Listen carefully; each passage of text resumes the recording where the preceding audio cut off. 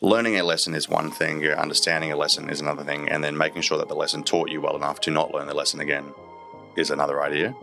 Are you doing the hard work?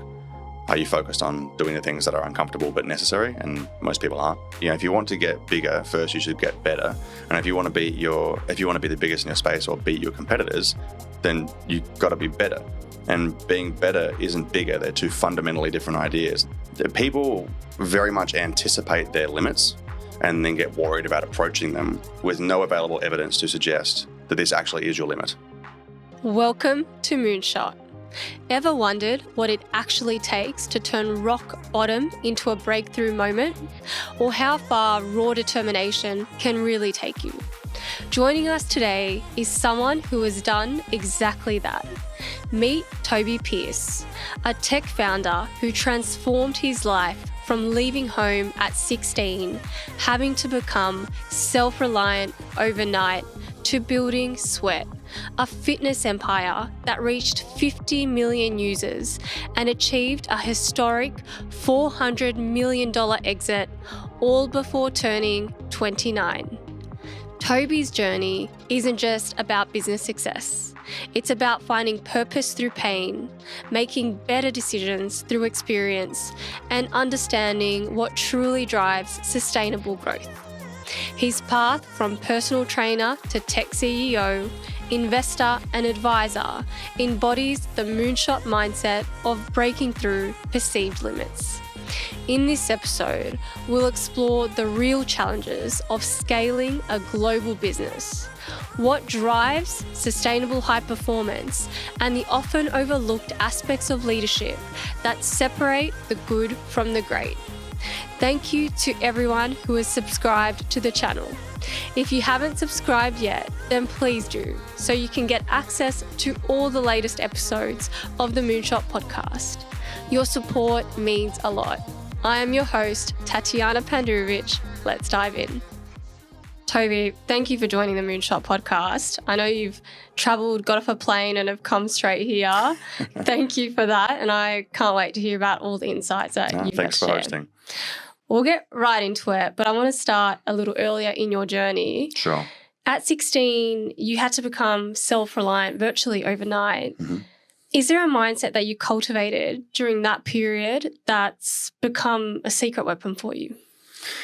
I think, so the preface here, right? I think when a lot of people talk about periods from earlier in their life, sort of 10, 15 years ago, it's very easy to answer that question based on how you think now. So I try very hard to make sure that my response is probably actually more realistically like what I would have been thinking. And I think the answer to that probably would have been, I probably wasn't really actually thinking that much other than I kind of just have to survive, And so I think a mindset for all people that are put in a position where they don't really have many choices is basically just keep moving, keep doing what needs to be done. And I think at that particular point in my life, when you don't really have that many options, you kind of forced to choose the ones that are in front of you and kind of run at them as hard as you possibly can. And I think also it definitely shows you who you are, and what you're afraid of.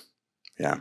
It's still a fairly challenging time. We were talking about Jordan Peterson just before we started recording today. And I've heard him talk about this concept of even kids that experience just more challenging scenarios when they're quite young. Yep. One of two things happens. One, either they use those experiences and turn them into really positive outcomes and become really resilient, but also the alternative can happen. Is there any signs from when you were quite young or early on in your life that predicated for you that you took that on and still took a really positive spin out of it for the remaining steps that you took in your life? Yeah, so at the time, I probably wouldn't have looked at much of it positively at all. But I think for me and the way I'm made up, I look at most things as challenges and sort of like fun problems to solve, and so that wouldn't have really mattered. Whether it was if I was at school or I kind of built my first computer. I played piano a lot, as a kid, and so that was trying to learn the next hardest piece was all a bit of a problem or a challenge for me to kind of solve and work through. And to be honest, I don't really think about anything in my life any different to that. I kind of see it all the same, and in a really strange way, I'd probably frame this as to your point around Jordan Peterson's perspective. I believe that it's really easy for a lot of people to fall into the position where they spend time thinking about how bad it is that they are what they are, so i.e. this like victim mindset, if you will, as opposed to just focusing on what needs to be done. And so, I mean, if you're reflecting on how and why you got here for any reason other than understanding how to move forward, that's entirely redundant energy. If you spend time thinking about, oh, woe is me, it's just not actually useful.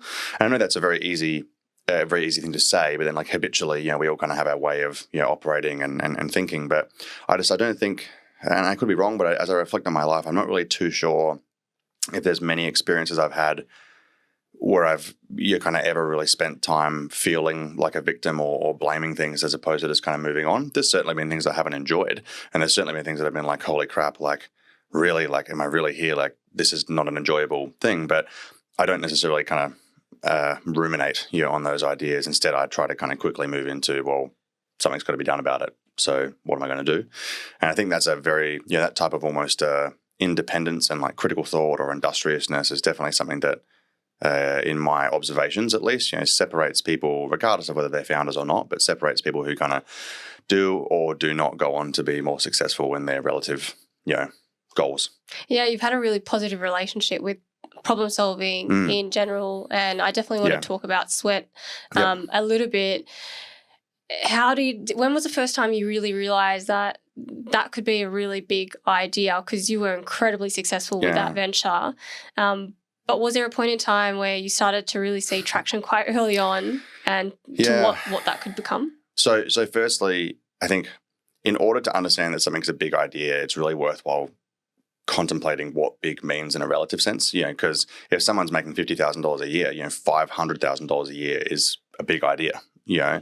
And so that particular, part of my career really was, I had gone and become a personal trainer, went from making $25,000 a year to a few $100,000 a year to $1 million a year on a run rate basis, like literally over 18 months. This is before doing anything online, and then eventually kind of stumbling across the online opportunity. I think after breaking through like $100,000 a week in income, I was probably 19 or 20 years old, I guess, give or take at this point in time. That for me was like, this has now gotten to a degree of size that to me at that point in time I was like, this is monumental, and so. But like I think a lot. It's really interesting because a lot of people look at these moments as being like pivotal. So they say like, when did you know you were onto something big? But in all of my reflections and conversations with other people who have had similar journeys, that moment, that realization was exciting, but it was also very fleeting. So like the idea, I remember exactly where I was. I was in San Diego when we hit our first $100,000 week online. And I was like, this is awesome. And then 10 minutes later, I'm going on to the next thing.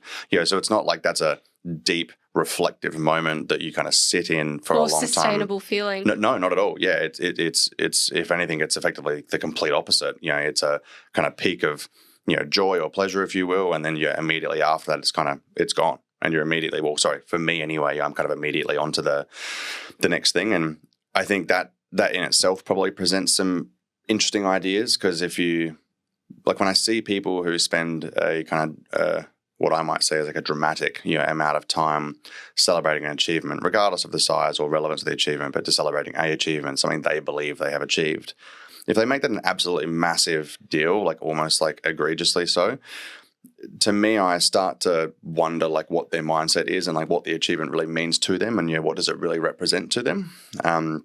Because if anything more than, you've overcome adversity or you've overcome challenges, like what else really is there? And again, I'm not saying that's the right view. I'm just saying that's my view. And so it's always interesting. I haven't met that many people who are incredibly successful who spend a lot of their time celebrating. So take, what you will from that. Well, I want to ask you about your relationship with success and comfort. Sure. There was a point in time when you were sleeping on an air mattress as a multimillionaire. Yeah. Did you ever view any correlation between success and comfort, particularly as you started, I guess, achieving relatively quite big successes? Yeah, I think so one idea, I think the connection between comfort and success is an interesting idea because I would argue that anyone who achieves any kind of reasonable degree of success, whatever that means from a quantum standpoint, anyone who achieves a reasonable degree of success is probably going to perpetually make themselves uncomfortable. Because if you're comfortable, you're kind of striving and you're not growing. And this is a really interesting, was a really interesting idea for me at a certain point in my career when I realized that I would kind of manufacture this discomfort mentally, to try to like propel myself as an energy source, if you will, towards new problems. And so for some people, they'll say, I want to make $1 million, and they'll make $1 million. They go, nah, I want 10. And then they'll make 10 and go, nah, I want 20, or whatever the numbers may be. And that's they're kind of not allowing themselves to experience a reward, and then they're like negatively reinforcing their self-esteem, if you will, because they're directly connecting their self-esteem to a financial outcome. And I think for me, earlier in my career, I could probably relate to that. But later in my career and kind of more recently, I very much focused on the idea of like constantly raising the bar from a sophistication and skill standpoint rather than an achievement standpoint, because the achievements theoretically are largely skill dependent. So the skill is actually the valuable contribution to the outcome rather than enjoying the success per se. Is this a reflective viewpoint? Like after your exit, I believe it was a $400 million exit. Did your life change in any way? How did you feel right after that point? No. So, I'd probably start by saying, just as an interesting aside, right? So these pants I've owned for more than 5 years, and I wear them like most days of the week, and they've got like holes in them and they're like worn. And so to me, like this particular aspect of my life and who I am really hasn't changed at all. And that's something that a lot of my friends commonly laugh at me about. Sure, I live in a nice house and all of this sort of stuff, but generally speaking, my life hasn't really changed at all. And I think going through an experience, kind of building and selling an organization, there is quite a lot of like almost obligatory reflection that comes as a result of the experience. So something as simple as once that happens, shortly after that process, you don't have a job. You don't have a place to go. You don't have people to work with. You don't actually have a challenge to push against. And if you've been doing that for 5 years or 10 years, that's a very, very, very strange predicament to be in. And so I think, for me, how did my life change? Well, really, I kind of felt purposeless, for a really long time. I didn't really have a battle to fight. And that was like quite psychologically confronting for some time. Is there a painful truth about success that people generally don't talk about? Yeah, it's just really painful. Yeah, like I think, verbal communication is in many ways very ineffective at communicating experience. And so what I mean by that is, I can say to you, it's like, doing jiu-jitsu is really hard. It's been the best thing for like building my kind of physical and mental resilience of anything I've ever done. And you can go, yeah, I can understand that's really hard, but you can't. Like, unless you've actually experienced the thing, you can't understand to which degree of relativity that is painful or hard. And so, when people say like, I work hard, it's like, well, to what degree, do you work hard? Or I do hard work, so I do challenging things. Like, well, to what degree for you versus, what is otherwise the kind of complete spectrum of that experience? And so when people say like, what are the truths or, kind of ideas about success that people probably misunderstand or misinterpret? I think many people simplify success and they use like a reductive mindset to come to this conclusion. It's like, it's just a little bit of hard work, or it's just a little bit of luck. It's like, I would run on the assumption that whoever it is that's saying that probably hasn't actually achieved monumental success in their life, because most people that have will agree with the statement that it's incredibly painful. I really like the way that you talk about it as being experience-based to truly understand something that goes beyond a conceptual level. I've also I've heard many people talk about the need to be passionate about what you're doing in business and really enthusiastic about an idea. And you've talked about more of the opportunistic view of an idea. Can you share more about that and how you generally view business in that regard? So, like, let's start this from the position that a huge portion of success in business is to do with timing and luck, right? And so therefore, like, regardless of your passion level, if like kind of the timing and luck variables don't line up, then you can't have all of the outcomes you want, right? And whether we fully agree on all the context of that, if we can at least conceptually agree that there is some contribution to kind of timing and luck to success, that immediately reduces the contribution of things like skill and passion, right? And so it doesn't mean that skill and passion are irrelevant. It just means that they're not the only things that matter. I think when I look at the word, passion, specifically, I would probably prefer a substitute for that word, perhaps interest. So you don't have to like love what you do, but you have to be like interested in it, if that makes sense. And so I even in my own journey, I grew a fitness startup. I kind of like exercise, but I'm not really in love with exercise. But I love business. I love technology. I was so curious about how this all worked, and so to me that was like a laboratory to like run experiments and learn in, right? It wasn't so much that it was fitness that kind of motivated me, providing value to consumers, understanding how the entrepreneur's journey is effectively about value creation, how does computer science work, how do we build apps, this sort of stuff. That was the fun to me. I own a business that's now kind of operating in a couple of countries. It's a driver education marketplace. I'm not necessarily passionate about driver education, but I love business. I love software, how do marketplaces work? That's complicated. That's interesting to me. I own a software engineering business. I own a HR consulting business. Am I super passionate about HR? No, but I'm really curious about how to get teams highly effective. And that's a huge portion of the human resource, kind of skill set. And so when I look at each of these things, I think that passion is overweighted.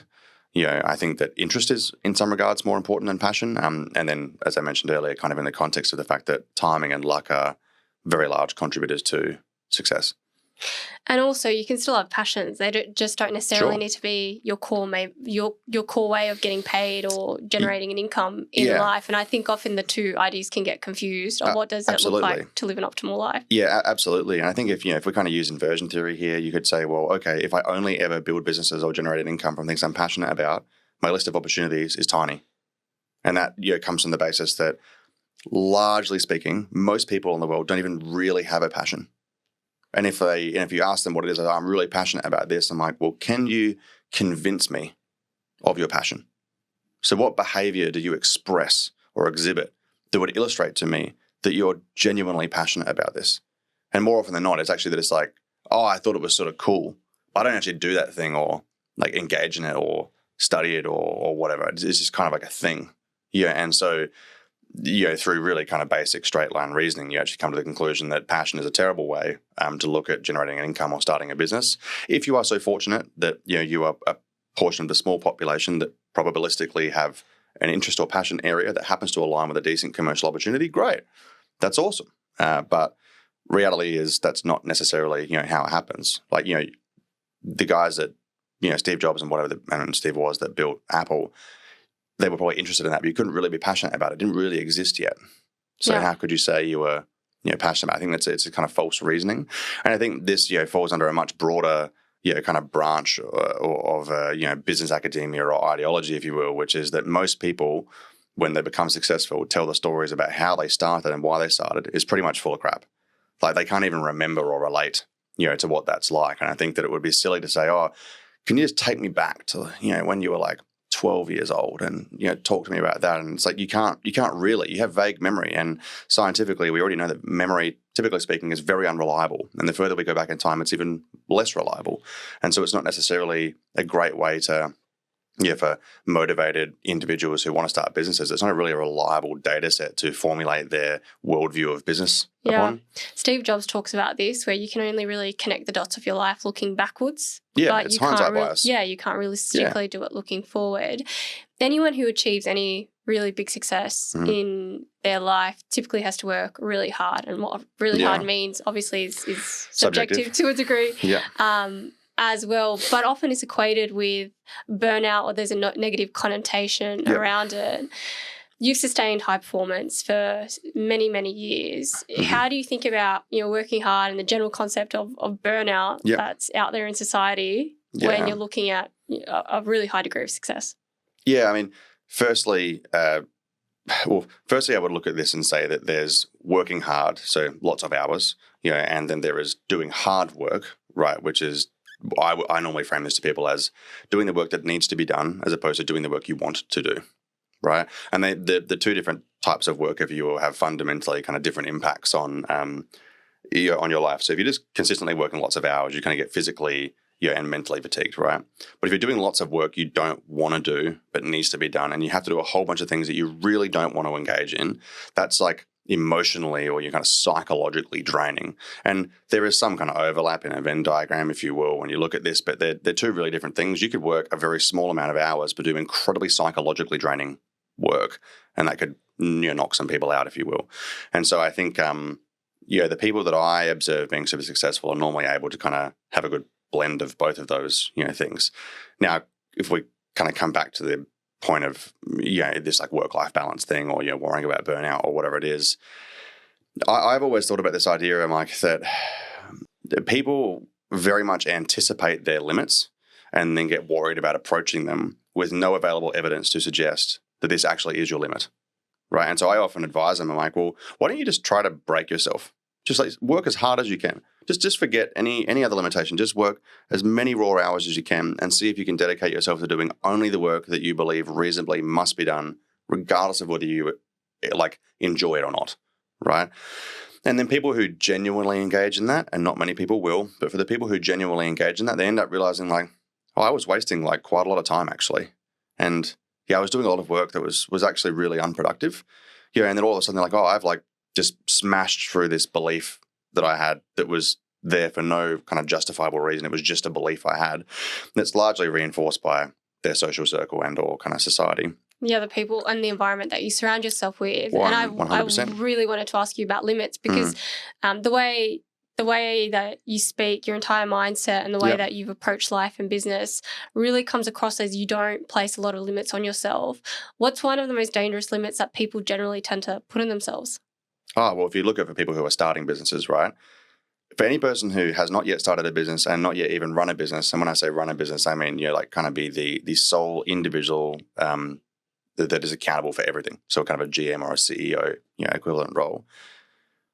If you have an idea and you were trying to kind of reason your way out of it and say it wouldn't work, it's that's an entirely irrational process. You've never done it, right? And so most people fail because they never start, and they never start because they believe that they are arrogant enough to think that they actually have any idea about what it is that they're talking about. So that's probably one thing.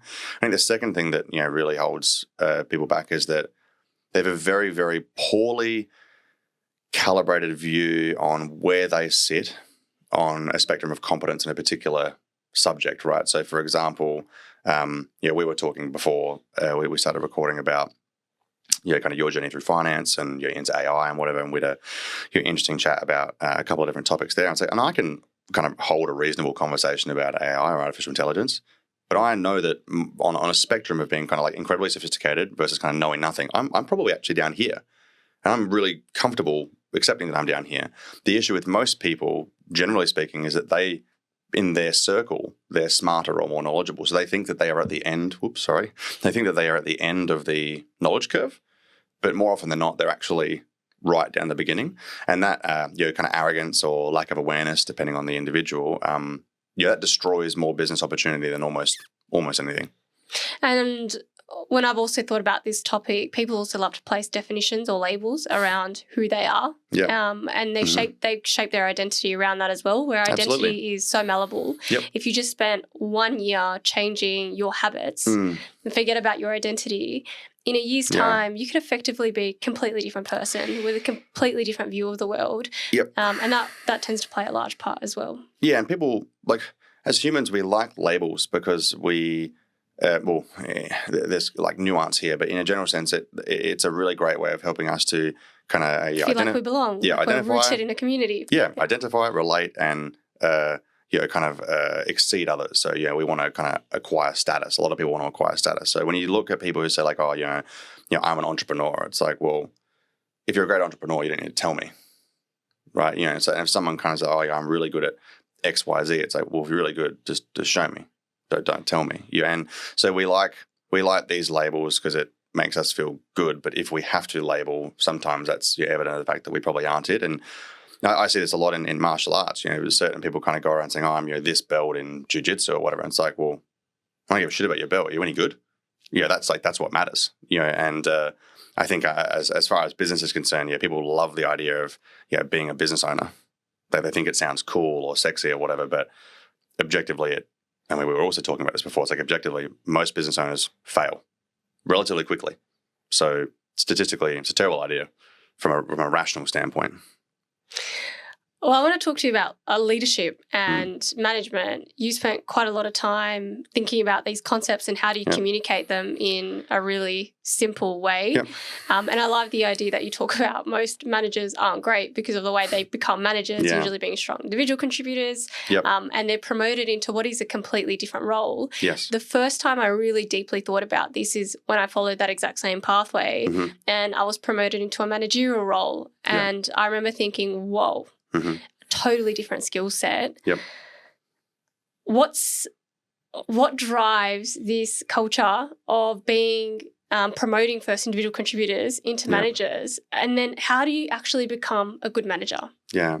So generally speaking, most people think that kind of vertical progression in an org chart, so kind of being a junior individual contributor, middle level, senior, specialist, then eventually becoming kind of a manager and whatever else it is you go on to be.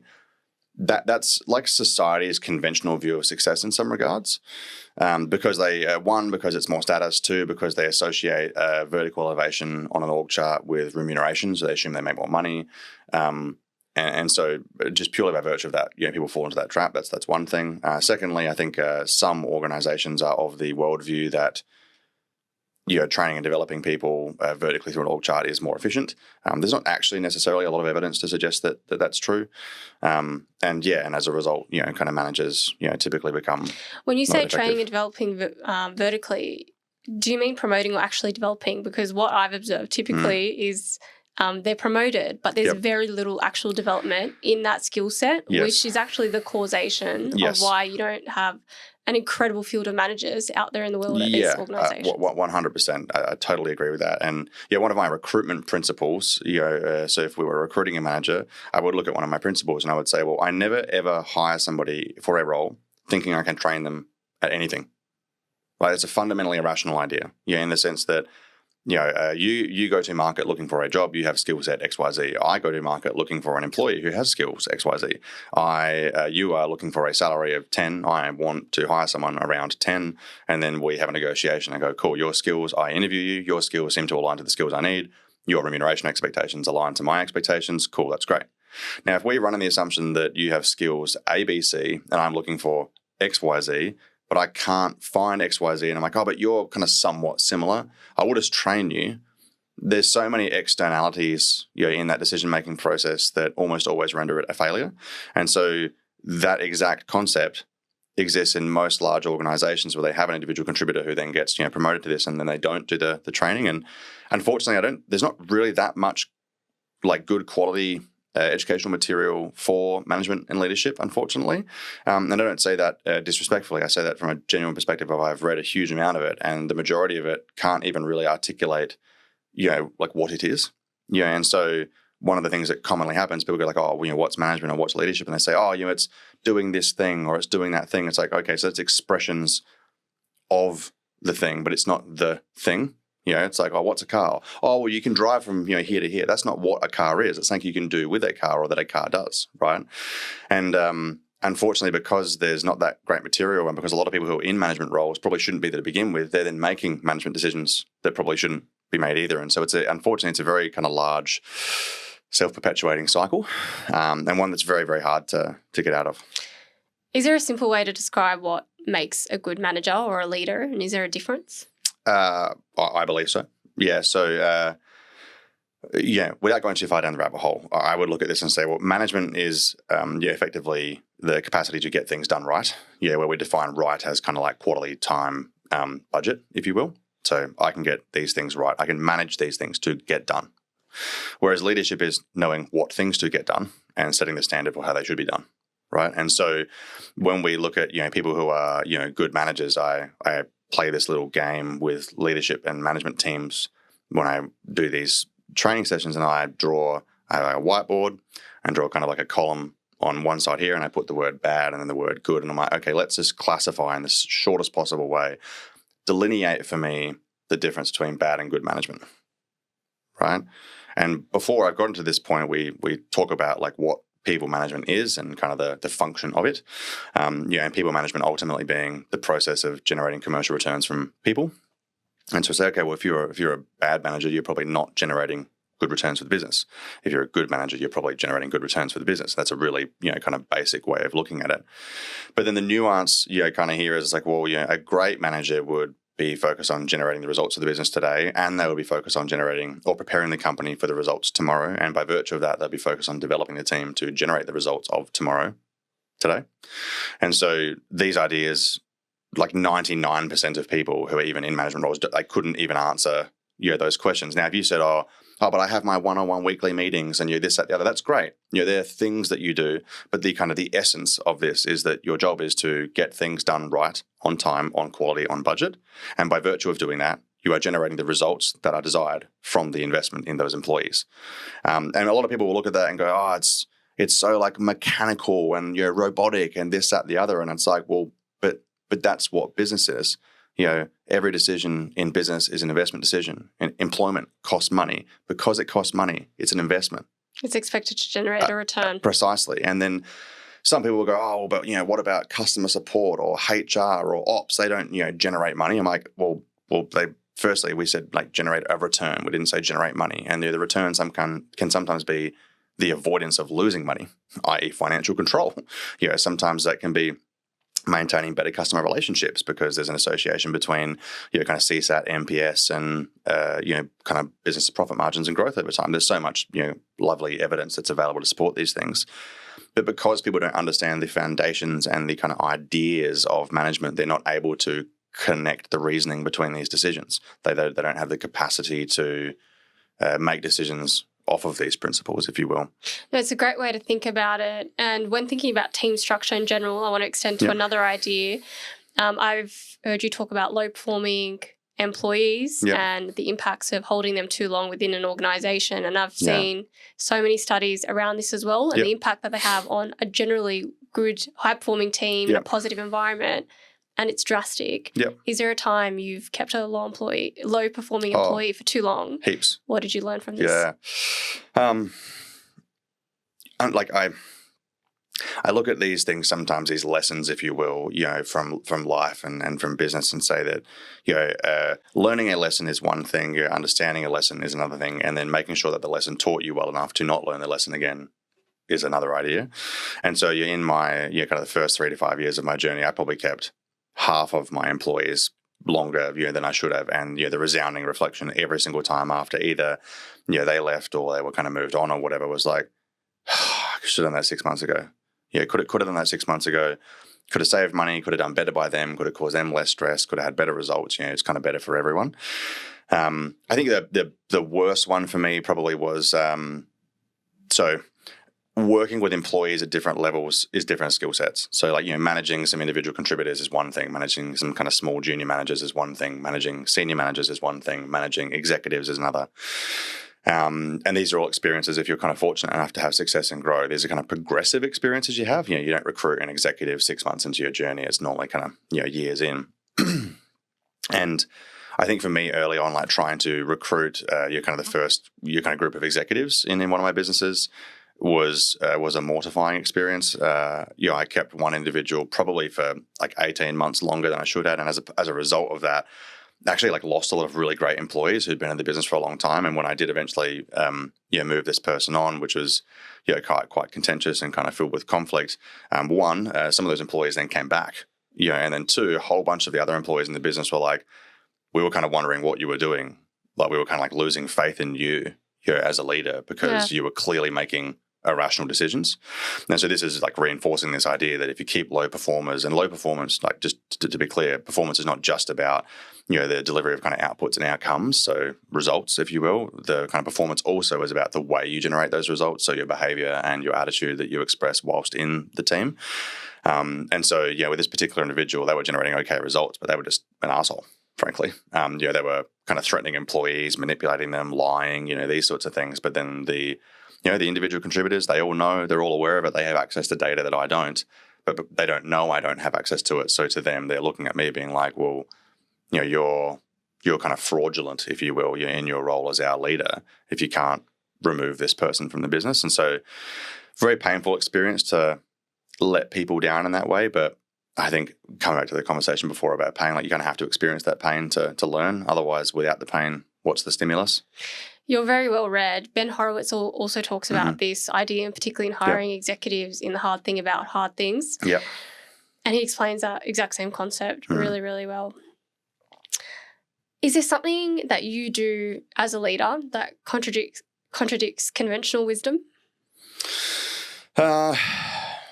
I mean, I think if you ask some of the teams I work with now, they probably tell you that almost everything I do is counter, to the world. A couple of general ideas. So, in a lot of the businesses I work with, we will hold quarterly strategic planning sessions, like offsites or meetups, if you will, and we do a whole bunch of things at those sort of like 1 or 2 day workshops. And one of the things that I will always do at the very beginning is kind of share some like foundational business philosophy or new ideas, but those ideas are specifically related to like where that company is at that point in time. So they're not just like generally applied, they're specifically applied for that team because I want them to start to kind of nuance their thinking or slightly improve sophistication in a particular area. Can you give an example of that? Yeah, sure. So one of the ideas is work with a few, let's call them like startups, like smaller businesses, right?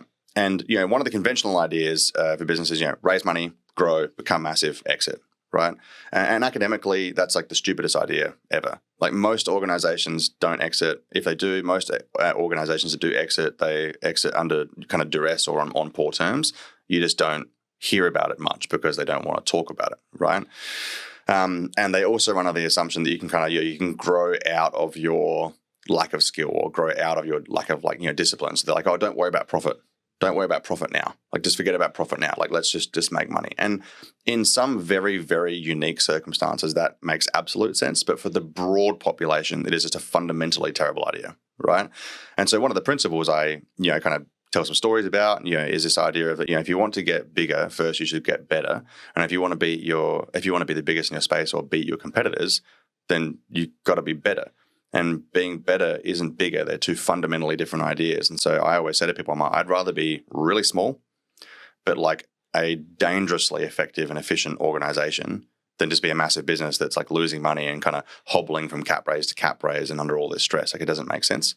And so we spend quite a lot of time talking about that idea. And a lot of the people I work with who have often worked at other startups or whatever, they kind of go like, man, this is just like completely the opposite to like what all of the media says. It's completely the opposite to what all these people say. But in my opinion, that's kind of the only practical way of looking at things. Yeah, it's thinking about delivering better experiences. I once did this exercise. I work for Amazon, like I shared with you, and often I'm supporting a certain industry or sector.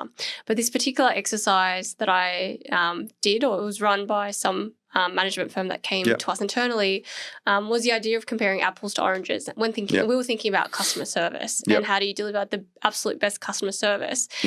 And so I wasn't supporting the airline industry at all, but I was asked to start thinking about the airline industry and think about what is a poor customer service experience I've had on an airline, what's an amazing experience or the best experience that I've had on an airline. And then if I could envision like what would be a truly delightful experience, what would that look like end to end in that entire experience? And then taking those ideas and those concepts and then transferring them to something else that you're doing. And it's the same premise of you're not thinking about doing something tremendously large or that hasn't existed before, but thinking in a way of how can you fundamentally improve the core principles of delivery. And in this case, it was customer success. 100%. And this fundamental idea of like kind of discipline and standards like certainly permeates a lot of the work that I do, with organizations. And so, one of the, kind of great calibrators and another one of these ideas that, we'll run through with teams is I'm like, is this a good business? Just as a management team, like yes or no. And more often they'll be like, oh yeah, like we're a great business. We do all this stuff that's so unique and, blah, blah, blah. And I'm like, cool. I'm like, well, are you a great business? And then you can kind of see there's this like immediately like, yeah, maybe. Let's assume we are. And I'm like, okay, so if you're a great business and you believe you do all these things that are unique, can you give me one example of anything that you do that is unique? And I've never met an organization that has actually come up with something where I can't go, oh, but that company does that. And, that was done 30 years ago, over here by this business. Right. And then when they go, oh, well, we're great. And I'm like, okay, can you objectively reason that with me? Convince me that you were great using comparative data. And normally a couple of things are true. Either one, they don't even know how to start to answer that. Other than you go like, oh, but we're kind of bigger and better than our competitors. I'm like, how do you know? By what measure do you reason that you are superior, right? And most of them can't answer the question. The only reasonable answer, from a macro perspective is, like ideally you would have similar or greater market share, and ideally you would have similar or greater return on invested capital, which would normally be reflected through things like, kind of like cash flow and, margin profiles, kind of gross margin, contribution margin, EBITDA margin, these sorts of things, because they are objectively comparable ways of determining if you are better than those people. But most people don't like they that type of discipline or rigor is like uncomfortable for them, and so they shy away from it. Which comes back to this idea before that I said, I'm like, are you doing the hard work? Are you focused on doing the things that are uncomfortable but necessary? And most people aren't. Yeah, and I love the idea when thinking about these ideas of pushing the boundaries as well. And Brian Chesky from Airbnb talked about this really well. Of you've got 5-star, 4-star, 3-star, 2-star, 1-star rating. Yep. But he made his team envision what would a 6-star experience look like, 7-star, 8-star, 9-star. 100%. And then they got up to 12-star. And then he's like, suddenly when you get to 5-star, you start to think about it differently. Looks pretty mediocre now. Yeah. And that type of thinking is really amazing when actually 100%. Answering that question of what does good mean in these terms. Yeah. And that's why that kind of framework I use for that people management exercise. So like, hey guys, like you kind of explain to me what bad versus good is, and then we spend 10 minutes doing that or 15 minutes doing that. I'm like, cool, another line. Now show me what great is, because most people look at things, they use polarity to problem solve. So they'll go, kind of the best and the worst. They'll start there, or they'll kind of go good and bad, right, or on and off. And then when they do that traps them into a very simple and kind of fragile way of thinking. But if you lure them into that and you go, cool, now delineate for me 5-star versus 12-star, or kind of good versus great, and kind of convince me of the difference. But you can't take anything out of good. You have to add things onto it. It can be a very, very useful exercise for people to work through. Yeah, absolutely. What is the opportunity cost of success that most people don't talk about? So for the right person, there is no opportunity cost of success. For the wrong person, the opportunity cost of success is everything. And what I mean by that is that if someone is truly focused on success, and that's the thing that they want more than anything else, there is no opportunity cost, because from their perspective, they've reasoned or justified that any sacrifice is appropriate and acceptable. So therefore, it's not actually a cost, if you wanted to think about it that way. Whereas, other people, who, their current status quo are contemplating trying to achieve X, Y, Z, they go, well, if I want to do that, I kind of have to remove these things or give up these things. So that's the opportunity cost. And for most people, it's normally, free time, like socializing, whether it be kind of with friends or family, hobbies, comfort, these sort of like pretty basic things. But I think, like most things, generally speaking, people want to, simplify these ideas because it makes them easier for them to grasp, and they also want to simplify it because it makes it easier for them to justify why they don't do it. And so for me, at a point in my career, like earlier on, there was no opportunity cost. Like there was nothing that I would have preferred to have done or been doing other than winning over what you were doing. Nothing. Now, I've got a beautiful wife. I've got a daughter. I've got another child on the way. We're 17 weeks pregnant today, actually. And so, if I had the same attitude now, the opportunity cost would be, well, a great relationship, with my wife, being a good father, these sorts of things. But yeah, I think it's really context dependent, the person and kind of the time of their life. And I think people like to generalize or simplify that because it's easy for them to kind of explain away why they're not doing things. But well. Decision-making, you spend a lot of time thinking about decision-making and making high-impact decisions. What is your framework for decision-making? Yeah, so there's a lot, and I think it depends. So I look at each different approach to decision-making, kind of frameworks and principles, sort of as like a utility belt, and then kind of depending on, if I'm kind of banging a nail in, doing a screw-up, or trying to pull a plank out, I use a different tool to solve the problem. I think a really interesting idea that a lot of people kind of forget about or like fall into the trap of avoiding, if you will, is this idea that if I am presented with a problem, and I have to make a decision, about how I'm going to solve that problem, to me, the first question is not what's the solution, and that's where most people start. to me, the first question is like, do I even need to solve this problem? Like, is this even a worthwhile problem to solve? And this comes under, or even, is this even a problem to begin with before you even get to that second step? 100%. There's a sort of a circle of thinking here that occurs, which I would refer to as like metacognition. That has to exist kind of prior to actually even ideating for solutions. So it's like, do I even need to solve this? If I do solve this, is it kind of a good use of my time or a great return on investment, if you will? Do I even really understand what's actually causing this problem? Is this problem a symptom or is this problem a cause? There's all of these sorts of ideas that I would use to reason through that. And some of these things come from one of these like fundamental ideas in engineering that is like don't optimize something that shouldn't exist. Like don't solve a problem that shouldn't exist. Don't solve a problem that doesn't need to be solved now. And I would argue that people who are kind of more or less successful than others, they kind of understand those ideas better, and they're better at kind of prioritizing and kind of using thought experiments, if you will, to work through things rather than actually doing the work, if you will. And one of the best examples that I see of this is, like product development teams. So you have a product manager who thinks one way, a software engineer who thinks one way, maybe you got like a BA or a DA or, whatever it is that works in the team, and a designer. And they're all they all think they're solving for one problem, but they're not necessarily really solving for one problem. And you see so much of this stuff go to waste with just designing solutions or things that don't need to exist, and not contemplating things in kind of the grand scheme of an ecosystem. There's all these things that kind of go to waste. And most of that comes back to the idea of like not actually considering, does the problem need to be solved? And if it absolutely does need to be solved, do I understand the problem properly? And what are a variety of solutions, to solve this? And therefore, what's the optimal subject to the criteria that I'm solving for right now?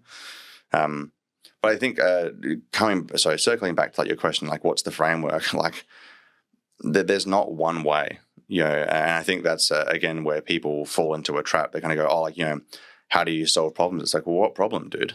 Like, there's so many different, in business especially, there's so many different problems to solve. One framework won't work for them all.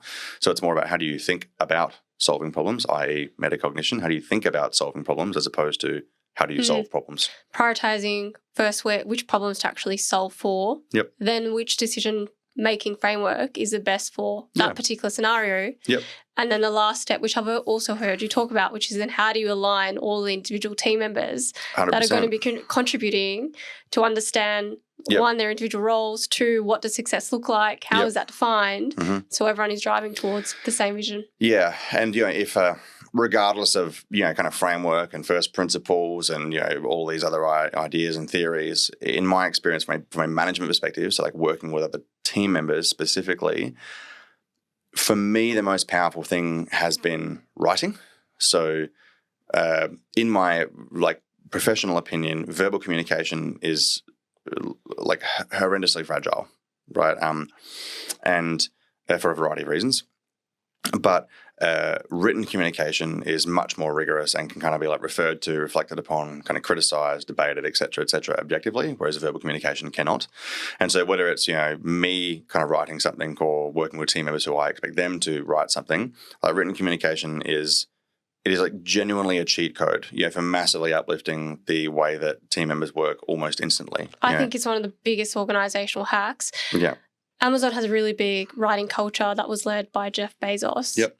Who had a really strong belief around this, and that you can't, one, hide behind your writing, nope. Two, you can really see the robustness of an idea when it's put to paper. Yeah. And so we'll often do what we call a doc read, and this still permeates today in all our business processes, where if it's an important idea that needs to be discussed, or even a quarterly review or a forward planning session, you'll have multiple different cross-functional teams or leaders come together, read a paper, and absolutely dissect this paper, absolutely destroy it, even call out certain words and why was this word used and what does it insinuate. 100%. Yeah, 100%.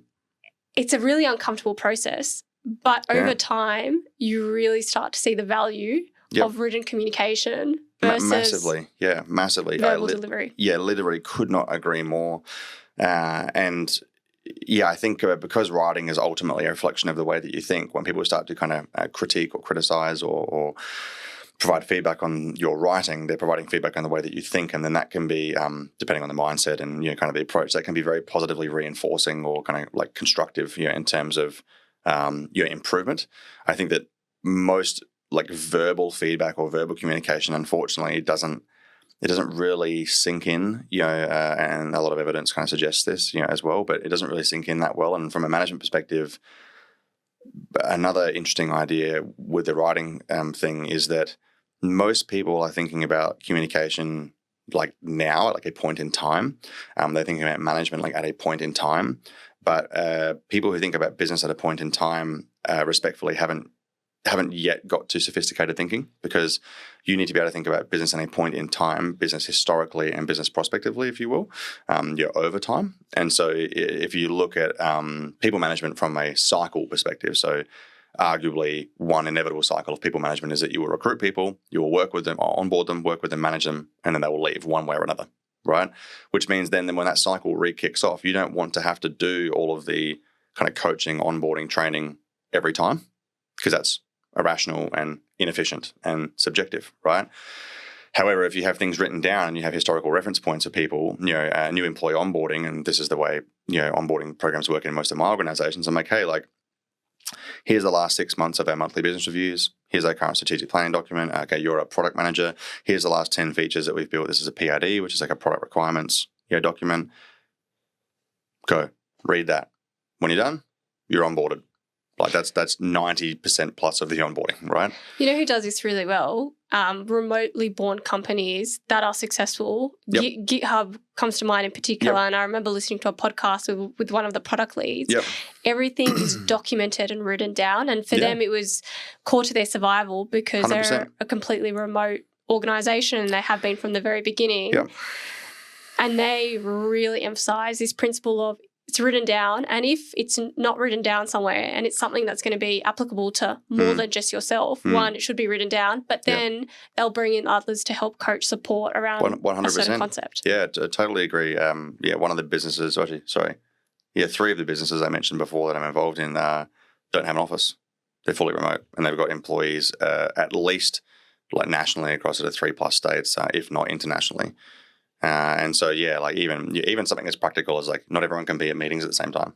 There's so many basic, obvious, practical reasons why verbal communication is silly, but it's still the dominant form of communication as far as most businesses are concerned, which is a really like fascinating observation. Oh, absolutely. I'm such a strong supporter of written communication, especially having seen the benefits of it. Tobi, final question. Sure. You've built something most people would consider beyond their reach. What is one piece of advice that could change everything for someone listening right now thinking about pursuing their own dream? Well, I mean, even the statement you make, right, that it's something that most people couldn't dream of. It's like you can only dream of or imagine things that you currently understand. And so I think building your kind of understanding of relativity in something is really important, and so knowledge, therefore, is really important. And I think people very much underrate the idea of knowledge acquisition and or skill acquisition. And so one of the things we spoke about earlier was this idea of people trying to self-determine, am I like low on the competency spectrum here, or am I really high on the competency spectrum here? I think if you had to break this into two parts, one thing would be like you should just voraciously acquire knowledge. There's no, like in my opinion, there's no acceptable justification for not studying and learning all the time. So that's the first point. And the second point is that then there's also no justification for not consistently trying to put that knowledge or skill, depending on what it is you're doing, to the test in a relative sense, right? So it's sort of like some people are like, I want to learn a martial art, but I'll never fight anyone. I'll never spar. I'll never compete. It's a silly idea, right? And so I think if people are going to put in the effort to learn, then they have to put in the effort to also compare that kind of knowledge and skill to other people, because that helps you develop greater awareness, from a competency perspective. And that idea is going to expand someone's capacity to understand what kind of is and is not achievable, and or like build their, self-belief, if you will. Perfect practicality. Yeah. The life philosophy you told me that you hold before we started recording, that I think you've just summarized in an example there. Yeah. Tobi, thank you for joining the Moonshot podcast, and thank you to those tuning in. Your support means a lot. If you haven't already, please subscribe to the channel to catch all the latest episodes of the Moonshot podcast.